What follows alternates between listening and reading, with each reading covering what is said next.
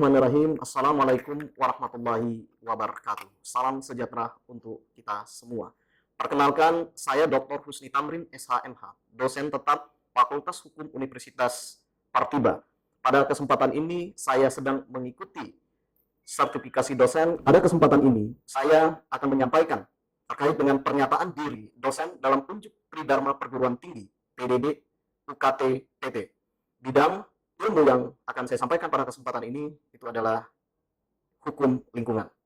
Yang pertama, mata kuliah hukum lingkungan. Mata kuliah ini membahas hukum lingkungan dalam perspektif teoritis dan praktik, mencakup pendekatan normatif, komparatif, sistemik, dan kritis terhadap pengelolaan dan penegakan hukum lingkungan.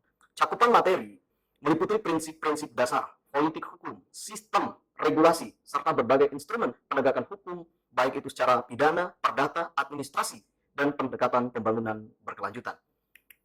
Capaian pembelajaran lulusan dan capaian pembelajaran mata kuliah yang akan didapat oleh mahasiswa dari perkuliahan ini adalah yang pertama, CPL atau capaian pembelajaran lulusan. 1. Menunjukkan sikap bertanggung jawab, peduli lingkungan, dan profesionalisme dalam praktik hukum. Yang kedua, mampu mengelola informasi dan mengambil keputusan berbasis analisis hukum yang tepat. Yang ketiga, mahasiswa mampu menerapkan dan mengembangkan pendekatan hukum kritis dalam pengambilan keputusan yuridis terkait dengan hukum lingkungan. Kemudian yang keempat, yang terakhir, yaitu memberikan solusi berbasis hukum terhadap isu lingkungan secara konstruktif, komprehensif, dan sistematis. Yang berikutnya, itu adalah capaian pembelajaran mata kuliah. Dari mata kuliah ini nanti, diharapkan mahasiswa mampu menganalisis, mengevaluasi, dan merumuskan pendekatan hukum lingkungan berdasarkan teori hukum yang relevan secara normatif, komparatif, kritis, serta memberikan solusi hukum atas permasalahan-permasalahan lingkungan berdasarkan prinsip berkelanjutan, keadilan, dan good environmental governance. Nah, di dalam mata kuliah ini nanti, bahan kajian di dalam materi pembelajaran, yang pertama itu ruang lingkup dan isu hukum lingkungan. Yang berikutnya itu adalah politik hukum lingkungan. Yang ketiga adalah prinsip hukum lingkungan. Kemudian pendekatan pengaturan regulasi lingkungan. Selanjutnya, instrumen ekonomi dan CSR, Corporate Social Responsibility. Kemudian, penegakan hukum, baik itu secara administrasi, perdata, maupun secara hukum pidana. Nah, pada materi selanjutnya, itu terkait dengan analisis mengenai dampak lingkungan atau UKL-UPL. Kemudian, akan ditutup dengan materi penyelesaian sengketa lingkungan dan pembangunan berkelanjutan. Nah, di dalam perkuliahan ini nanti, saya akan menggunakan beberapa referensi. Referensi pertama, terkait dengan regulasi atau peraturan perundang-undangan yang mengatur tentang hukum lingkungan. Yang pertama, itu adalah Undang-Undang Nomor 32 Tahun 2009 tentang perlindungan dan pengelolaan lingkungan hidup. Kemudian ada beberapa peraturan-peraturan lainnya terkait dengan hukum lingkungan, seperti ada peraturan dari Kepala Kementerian Lingkungan Hidup, kemudian ada juga terkait dengan peraturan-peraturan lainnya. Kemudian, saya akan menggunakan referensi yang berupa buku, yaitu buku Husni Tamrin tahun 2024, Penegakan Hukum Lingkungan, Teori dan Praktik. Nah, kemudian ada buku Salim HS tahun 2020, itu Pengantar Hukum Lingkungan yang diterbitkan oleh Sinar Grafika. Nah, kemudian ada referensi pendukung. Yang pertama itu Peraturan KLHK tahun 2021 tentang teknis penegakan hukum administrasi. Kemudian ada beberapa referensi-referensi pendukung lainnya. Nah, kemudian metode pembelajaran. Ada 3 metode pembelajaran yang akan saya gunakan di dalam perkuliahan hukum lingkungan ini. Yang pertama, itu ceramah, interaktif, dan partisipasi. Nah, pada saat menyampaikan materi perkuliahan ini, metode yang akan gunakan adalah saya akan menyampaikan, kemudian di situ nanti akan ada partisipasi dari mahasiswa yang bisa berupa nanti tanya jawab ataupun nanti tanggapan terhadap materi yang saya sampaikan. Yang kedua, metodenya adalah studi kasus. Nah, studi kasus ini nanti akan membedah perkara-perkara yang sudah terjadi di Republik Indonesia, terutama di daerah Bangka Belitung terkait dengan perkara hukum lingkungan. Nah, nanti metode yang ketiga itu adalah diskusi kelompok. Saya akan membentuk kelompok-kelompok dari seluruh mahasiswa yang mengikuti ini, nanti akan diberikan tema-tema terkait dengan materi pembelajaran. Yang mana masing-masing kelompok nanti itu akan mendapat materi yang berbeda-beda. Nah, kemudian yang berikutnya adalah materi pembelajaran. Ruang lingkup dan isu hukum itu yang menjadi materi pembelajaran yang pertama. Yang kedua, terkait dengan politik hukum lingkungan. Yang ketiga, terkait dengan prinsip-prinsip hukum lingkungan. Yang keempat, pendekatan regulasi. Yang kelima adalah instrumen ekonomi CSR. penegakan hukum perdata, penegakan hukum pidana. Nah, kemudian setelah materi ini selesai, maka akan diadakan ujian tengah semester. Setelah dilakukan ujian tengah semester, pada lanjutan kuliah berikutnya itu akan membahas terkait dengan konsep pemulihan lingkungan, kemudian tentang AMDAL, kemudian penegakan hukum administrasi, kemudian terkait dengan pembangunan berkelanjutan, kemudian penyelesaian sengketa hukum lingkungan. Nah, setelah ini selesai materi, maka saya akan melanjutkan dengan ujian akhir semester. Nah, di dalam penilaian ada beberapa komponen yang menjadi penentu yang akan didapat oleh mahasiswa. Yang pertama itu terkait dengan absensi kehadiran. Bobot nilai itu adalah 15%, kemudian ujian tengah semester atau UTS, bobot nilai 25%, kemudian saya akan memberikan tugas pada saat perkuliahan berlangsung, bisa berupa kuis, kemudian pertanyaan mahasiswa menjawab atau partisipasi aktif daripada mahasiswa, itu nilainya 20%, kemudian ada ujian tengah semester, nilainya 25%, kemudian ujian akhir semester nilainya 40%. Di dalam pembelajaran ini nanti saya akan menggunakan metode active learning. Terima kasih. Assalamualaikum warahmatullahi wabarakatuh. Berikut ini akan saya tampilkan video pembelajaran saya dalam mata kuliah Hukum Lingkungan. Bismillahirrahmanirrahim. Assalamualaikum warahmatullahi wabarakatuh. Rekan-rekan mahasiswa sekalian, kita lanjutkan perkuliahan kita pada hari ini, mata kuliah Hukum Lingkungan. Agar lebih cepat kita melakukan perkuliahan pada hari ini, maka kita didahului dengan doa bersama. Kita doa mulai. Selesai. Saya terlebih dahulu akan menayangkan video terkait dengan kerusakan lingkungan. Dari video yang saya sampaikan tadi, maka terlihat dengan jelas bagaimana kerusakan lingkungan yang ada di Indonesia pada saat ini. Nah, dari video tadi, menurut rekan-rekan mahasiswa, bagaimana pandangannya? Penting atau tidak penegakan hukum lingkungan itu harus dilakukan dengan sebaik mungkin? Ya, maka oleh karena itulah. Nah, sebelum kita membahas lebih jauh terkait dengan penegakan hukum, pada mata kuliah awal, rekan-rekan mahasiswa telah belajar apa yang menjadi tujuan hukum. Secara umum, tujuan hukum itu ada 3. Yang pertama, keadilan, kepastian, kemudian dan kemanfaatan. Nah, terkait dengan tujuan hukum tadi, maka tentunya dalam konteks hukum lingkungan, yang paling utamakan dari 3 tadi, penegakan hukum itu adalah yang kedua, yaitu tentang kemanfaatan. Nah, penegakan hukum secara umum itu merupakan upaya untuk menerapkan hukum dalam situasi yang konkret, baik dilakukan melalui proses peradilan maupun di luar peradilan, sehingga dapat ditetapkan tingkat ketaatan terhadap hukum. Nah, dari pernyataan ini, secara garis besar dapat kita lihat bahwa yang dinamakan dengan penegakan hukum itu adalah bagaimana kita mengkonkretisasi atau menerapkan apa yang diatur secara formil, secara material ke dalam peristiwa yang terjadi. Itu adalah penegakan hukum. Nah, apabila kita lihat video tadi, maka oleh karena itu, di dalam proses penegakan hukum, Undang-Undang 32 2009 sebagai payung utama penegakan hukum lingkungan di Indonesia, itu telah mengatur secara detail, secara rinci. Ada 4 penegakan hukum. Yang pertama secara administratif, yang kedua secara perdata, yang ketiga secara pidana, dan bisa dilakukan penegakan secara hukum adat. Kenapa ini diatur secara rinci dan rigid? Agar sekali lagi proses penegakan hukum tersebut dapat berjalan dengan baik. Sehingga apa? Lingkungan yang lestari, laju kerusakan lingkungan itu dapat diminimalisir. Ini penegakan hukum. Nah, kemudian siapa yang menegakkan? Yang menegakkan adalah pemerintah. Nah, dalam konteks perkuliahan hari ini, maka kita akan membahas tentang penegakan hukum administrasi. Nah, penegakan hukum administrasi lingkungan itu dilakukan oleh pemerintah, baik pemerintah pusat maupun pemerintah daerah. Jadi, subjek yang melakukan penegakan hukum administrasi itu adalah pemerintah, baik pusat maupun daerah. Nah, secara umum dapat kita lihat, penegakan hukum lingkungan itu dapat dilakukan melalui cara penerapan sanksi administrasi, penerapan gugatan perdata maupun penerapan sanksi pidana. Semua ini dapat dilakukan agar apa? Agar sekali lagi laju kerusakan lingkungan yang ada di Indonesia hari ini itu dapat diminimalisir. Hal ini tentunya berbeda dengan peraturan perundang-undangan sebelumnya. Undang-Undang 32 2009 itu jauh berbeda dengan Undang-Undang 23 tahun 2007. Di mana pada Undang-Undang 32 2009 ini kata perlindungan itu di depan. Yang sebelumnya 23 2007 itu kata pengelolaan. Kalau sekarang perlindungan. Kenapa?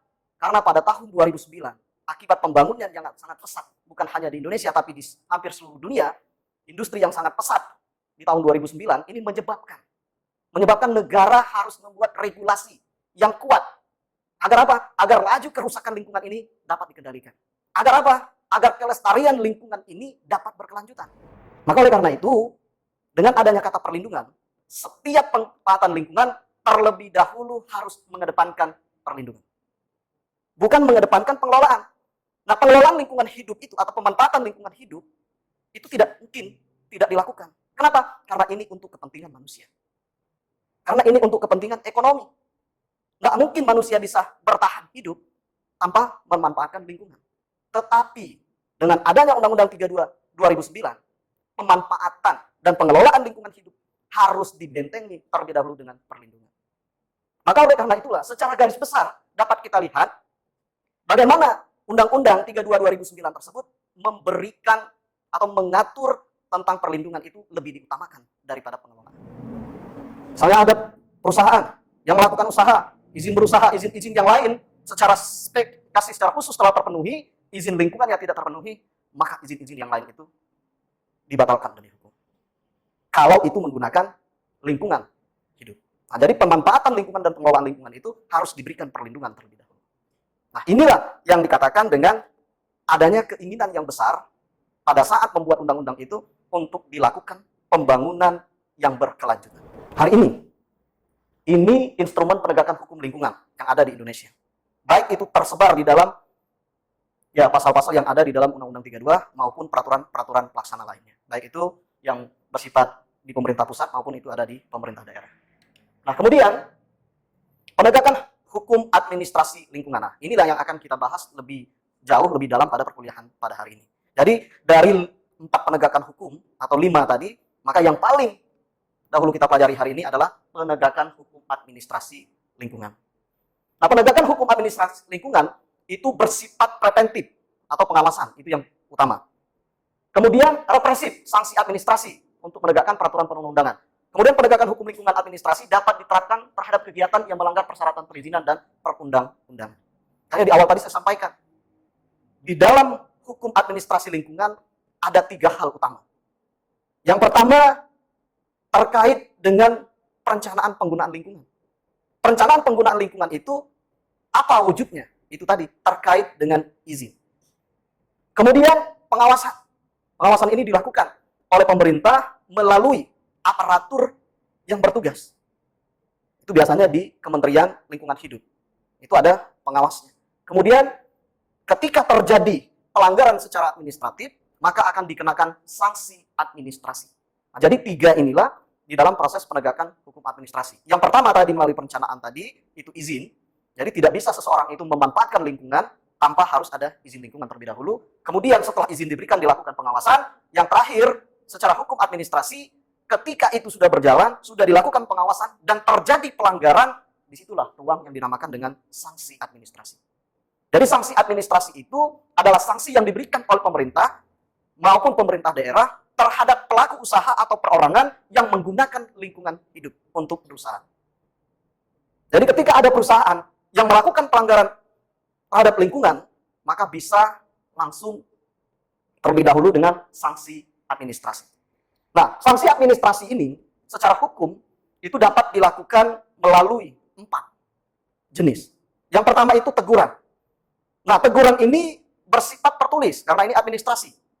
Nah, teguran ini berisi apa jenis pelanggaran yang dilakukan oleh orang perorangan atau badan usaha.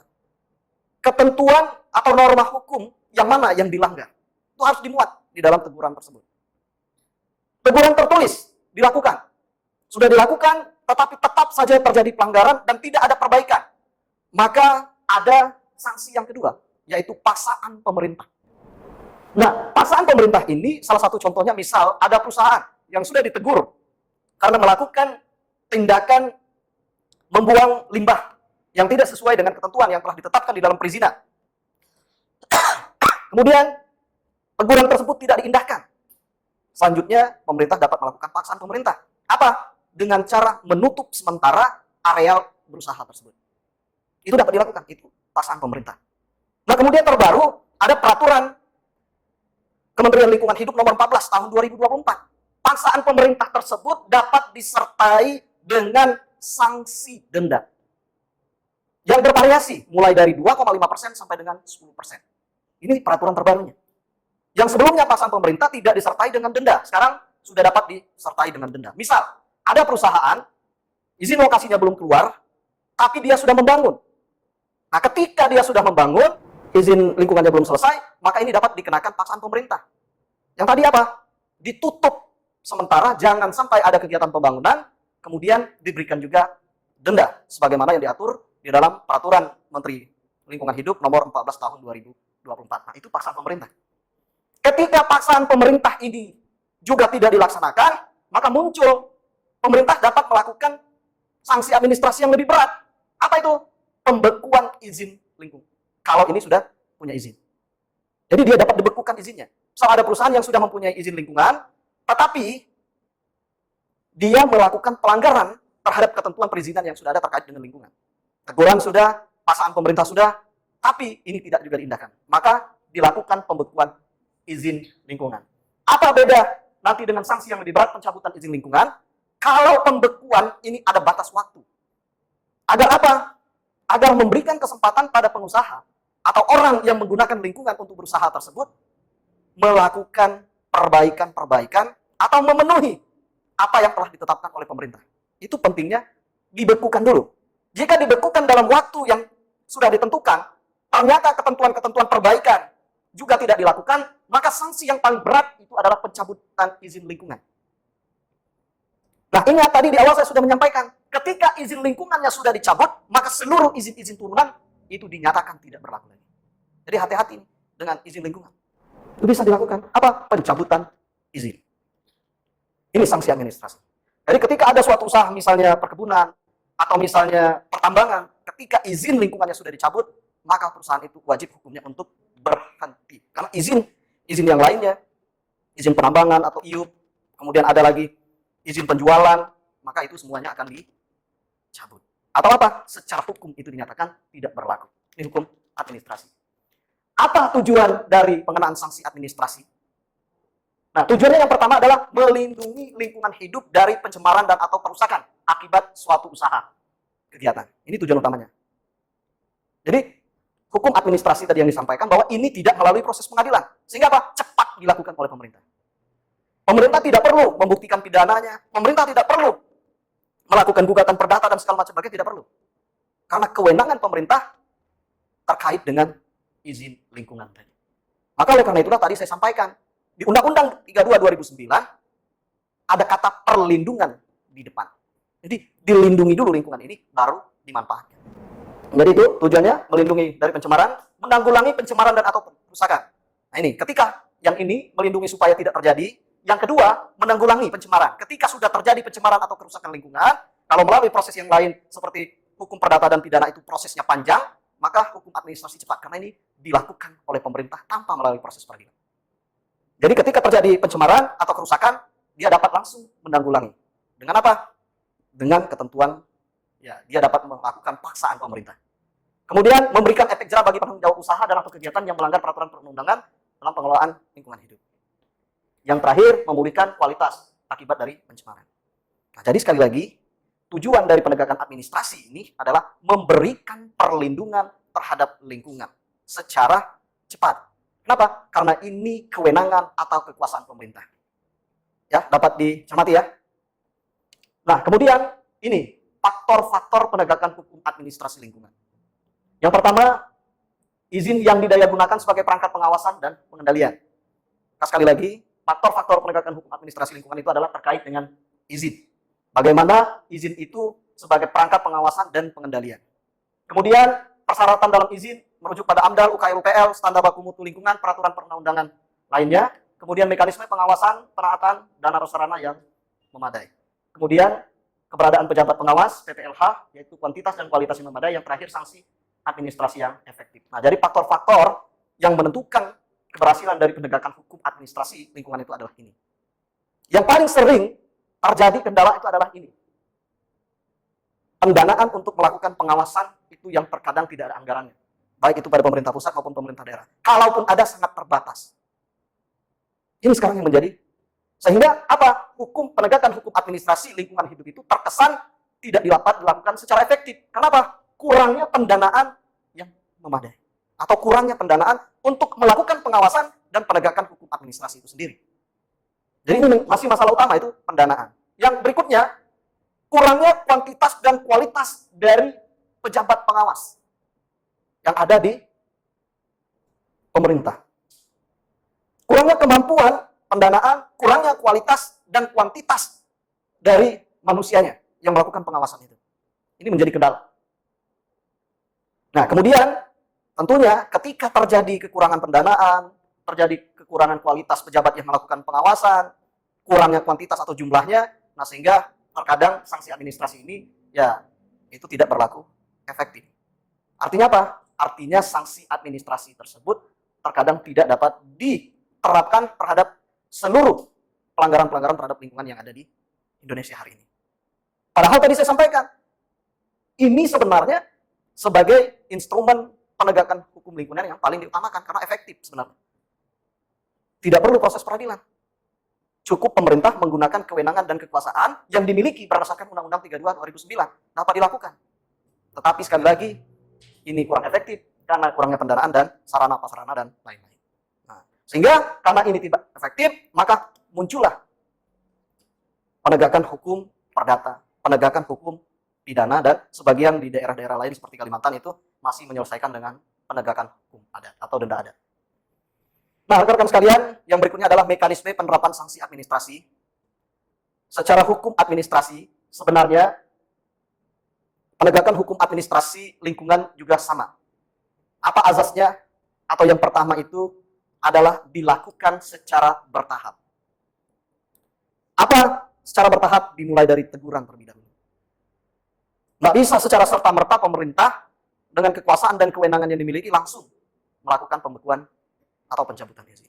Harus dilakukan secara bertahap. Teguran tidak, baru paksaan pemerintah, tidak, baru bisa pembekuan izin dan pencabutan izin. Nah, kemudian yang berikutnya, mekanisme penerapan sanksi administrasi itu bebas keleluasaan pejabat yang berwenang, bukan bersenang ya, berwenang untuk melakukan jenis sanksi didasarkan pada tingkat pelanggaran. Yang paling berat itu adalah pencabutan izin. Yang paling ringan itu adalah teguran tertulis. Nah, kemudian tadi dilakukan secara bertahap, dimulai dari sanksi administrasi yang ringan sampai dengan yang berat, kemudian kumulatif, jenis sanksi administratif, pesan pemerintah, dan bisa juga disertai dengan pidana. Kalau proses pidana, itu dilakukan melalui mekanisme hukum pidana. Jadi, walaupun penegakan hukum lingkungan itu diatur hanya oleh satu undang-undang, yang utama itu Undang-Undang 32 2009, tetapi di situ mengatur berbagai mekanisme penegakan hukum atau mengatur secara material penegakan hukum administrasi, perdata, maupun secara hukum pidana. Ini materi. Terima kasih. Kalau ada pertanyaan, saya persilahkan, nanti kita diskusi. Ya, terima kasih. Izin Bapak. Ya, silakan. Assalamualaikum warahmatullahi wabarakatuh. Saya Muhammad Burhandio. Mohon izin kepada Pak Husni terkait materi yang disampaikan.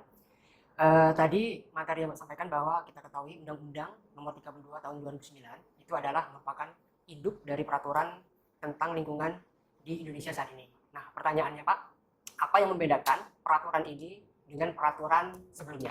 Mohon disampaikan poin-poinnya Pak. Terima kasih. Assalamualaikum warahmatullahi wabarakatuh. Waalaikumsalam warahmatullahi. Baik, Assalamualaikum warahmatullahi wabarakatuh. Waalaikumsalam. Izin Pak, saya bertanya. Tadi kan di materi dijelaskan tentang penegakan hukum administrasi. Nah, saya ingin bertanya, jika sebuah perusahaan membuang limbah cair tanpa izin, langkah penegakan hukum administrasi apa yang dapat diambil oleh pemerintah? Ya. Sekian Pak, pertanyaan dari saya. Mohon penjelasan. Terima kasih. Ya, terima kasih. Ada dua penanya. Yang pertama tadi bertanya terkait dengan Undang-Undang 32 2009 tentang perlindungan dan pengelolaan lingkungan hidup hari ini menjadi induk. Apa yang membedakan dengan undang-undang terdahulu atau undang-undang yang sebelumnya? Kemudian ada penanya kedua, tadi ketika sebuah perusahaan melakukan pembuangan limbah cair tidak sesuai dengan ketentuan, maka apa sanksi administrasi yang dapat dilakukan? Baik, saya akan menjawab pertanyaan yang pertama. Undang-Undang 32 2009, seperti tadi saya sampaikan, undang-undang ini mempunyai semangat perlindungan yang luar biasa. Sehingga undang-undang ini jauh berbeda dengan Undang-Undang 23 tahun 1997. Pembeda utamanya adalah terkait dengan paradigma terhadap lingkungan hidup. Ini yang pembeda utamanya. Di Undang-Undang 32 2009, paradigmanya adalah perlindungan terlebih dahulu dilakukan, baru pengelolaan. Sedangkan Undang-Undang 97 itu bagaimana mengelola lingkungan hidup tanpa mengedepankan adanya perlindungan terlebih dahulu. Jadi konsep di Undang-Undang 32 2009, karena kerusakan lingkungan yang sudah sangat parah di tahun 2009, maka konsepnya adalah perlindungan harus didepankan di dalam pemanfaatan lingkungan hidup. Itu yang pertama. Yang kedua, pengaturan-pengaturan yang ada di Undang-Undang 32 itu jauh lebih komprehensif dari peraturan perundang-undangan sebelumnya.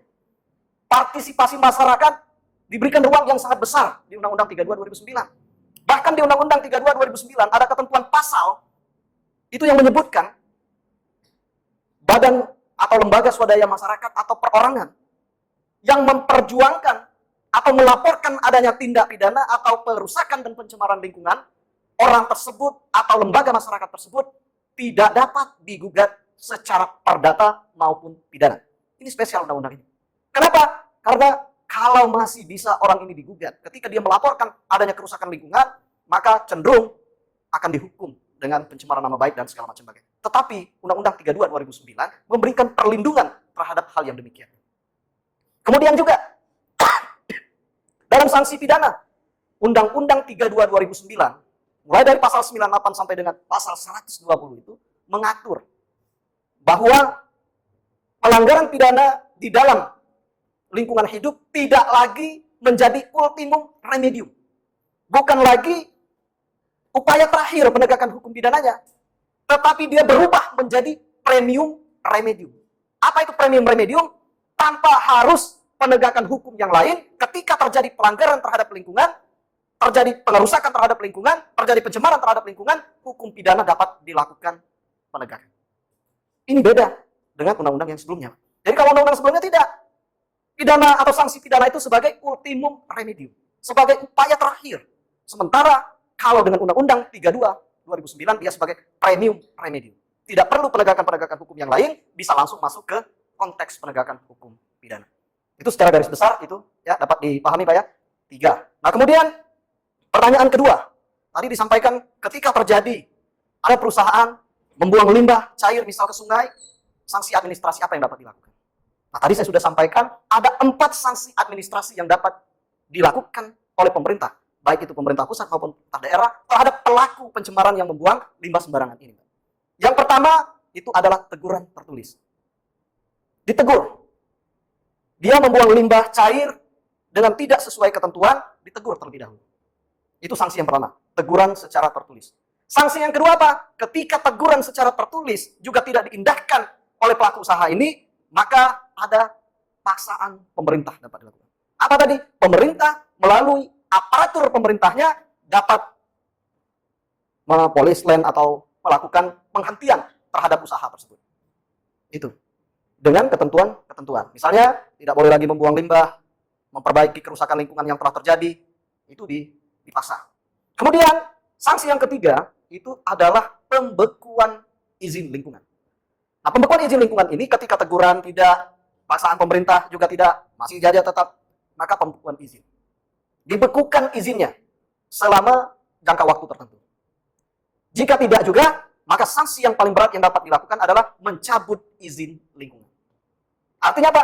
Ketika dicabut izin lingkungannya, maka sejak saat itu juga izin-izin yang lain menjadi runtuh. Ada iupnya menjadi tidak berlaku.